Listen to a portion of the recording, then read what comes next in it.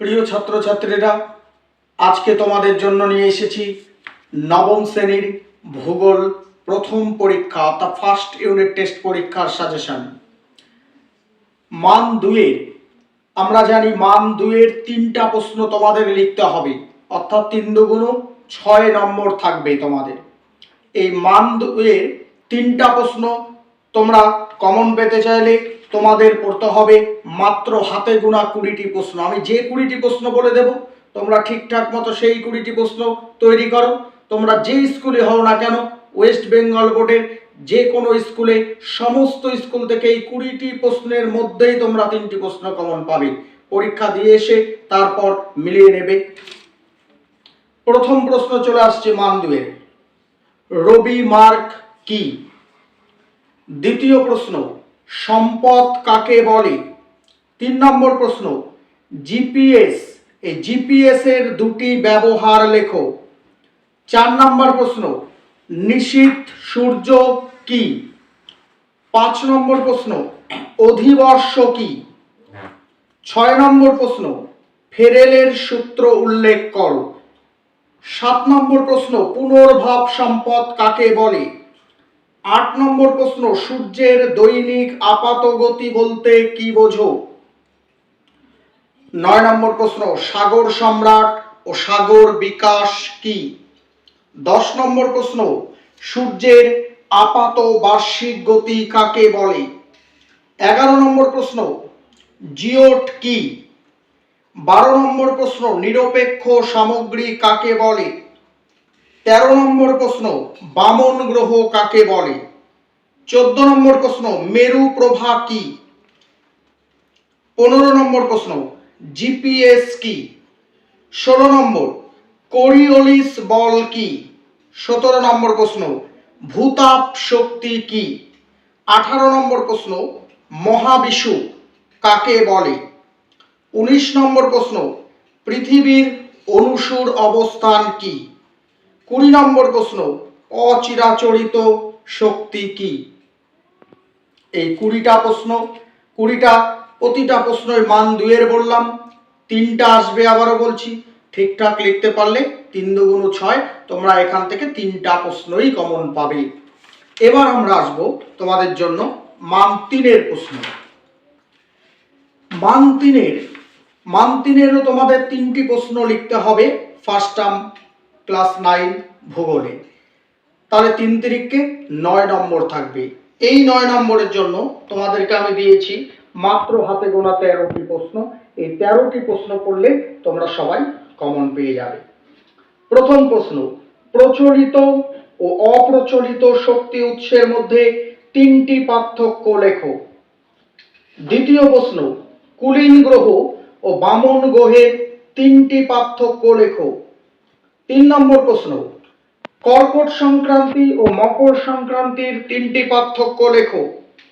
4 নম্বর প্রশ্ন, পুনর্ভাব ও অপুনর্ভাব সম্পদের 3টি পার্থক্য লেখো। 5 নম্বর প্রশ্ন, অপসুর ও অনুসুর অবস্থানের মধ্যে পার্থক্য লেখো চিত্র সহ। ভূগোলে কিন্তু খুব ভালো করে চিত্র আঁকতে হবে। যে যত বেশি ভালো করে ছবি আঁকবে এবং ঠিকঠাক মতো নামগুলো চিহ্নিত করতে পারবে সে তত ভালো নম্বর পাবে। 6 নম্বর প্রশ্ন, আবর্তন গতি ও পরিক্রমণ গতির পার্থক্য লেখো। 7 নম্বর প্রশ্ন, গচ্ছিত সম্পদ ও পুনর্ভাব সম্পদের মধ্যে 3টি পার্থক্য লেখো।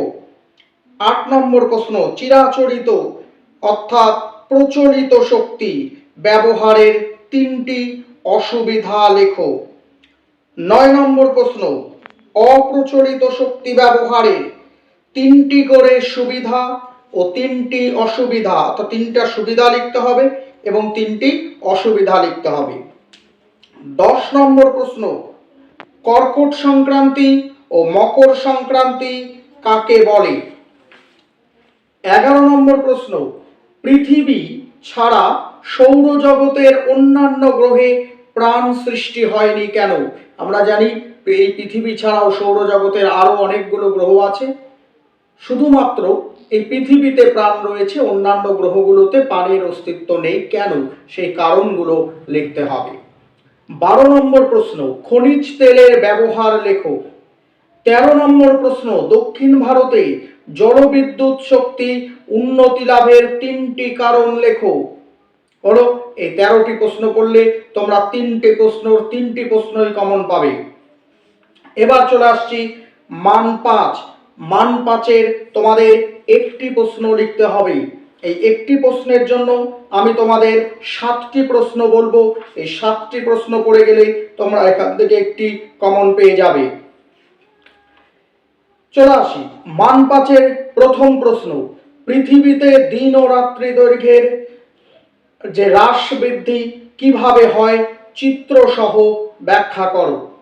2 নম্বর, চিত্র সহ অনুসুর ও অপসুর ব্যাখ্যা করো। 3 নম্বর, চিত্র এঁকে বেডফোর্ড লেভেল পরীক্ষাটি বিবৃত করো। আবারও বলছি, চিত্র যদি উল্লেখ থাকে তাহলে তো চিত্র অবশ্যই করবে, প্রশ্নে উল্লেখ না থাকলেও ছবি তোমরা এঁকে দেবে, তাহলে খুব ভালো নম্বর পাবে। 4 নম্বর প্রশ্ন, পৃথিবীর পরিক্রমণ গতির ফলাফল চিত্র সহ আলোচনা করো।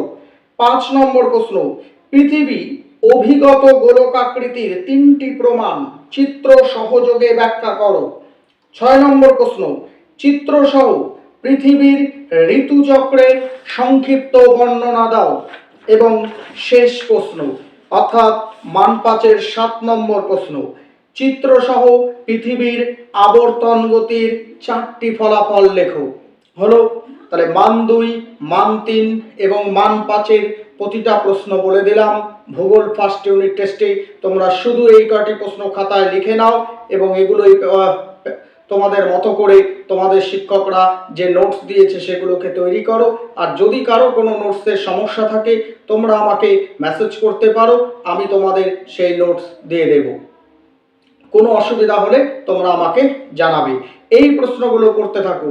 পরবর্তীতে আমি তোমাদের জন্য ক্লাস 9-এর ভৌত বিজ্ঞান, জীবন বিজ্ঞান, অঙ্ক কোনগুলো গুরুত্বপূর্ণ সেগুলো সব দেব। আমি দেখেছি একজন ক্লাস 6-এর এক ভাই আমাকে লিখেছে যে 6-এর সাজেশন দিতে। তো প্রথমেই আমি বলি 5, 6, 7-এর কোনো সাজেশন হয় না। তোমরা খুব ভালো করে বইগুলোকে, টেক্সট বইগুলোকে খুঁটিয়ে খুঁটিয়ে করে পড়ো, তাহলে অত ছোট বয়স থেকে সাজেশন পড়ার অভ্যাস তৈরি করবে না। এবং এই নবম, দশম, একাদশ, দ্বাদশ শ্রেণীর আমি কেবলমাত্র সাজেশন দিই। সাজেশন কখন? আগে আমরা প্রথমে গোটা টেক্সট বই পড়ে নেব, পড়ার পর তারপর আমরা সাজেশন পড়ব। খুঁটিয়ে টেক্সট বই না পড়লে কিন্তু তোমরা ছোট ছোট অবজেক্টিভ প্রশ্ন অর্থাৎ এমসিকিউ, এসএকিউ, স্তম্ভ মেলানো, শুদ্ধ অশুদ্ধ এগুলো করতে পারবে না। সাজেশনে 2, 3, 5 এগুলো কমন পড়বে, কিন্তু বাকি ছোট ছোট প্রশ্নের জন্য তোমাদেরকে কিন্তু খুঁটিয়ে টেক্সট বই পড়তেই হবে। ঠিক আছে, পরের ভিডিওতে আমরা জীবন বিজ্ঞান এবং ভৌত বিজ্ঞান নিয়ে আলোচনা করব।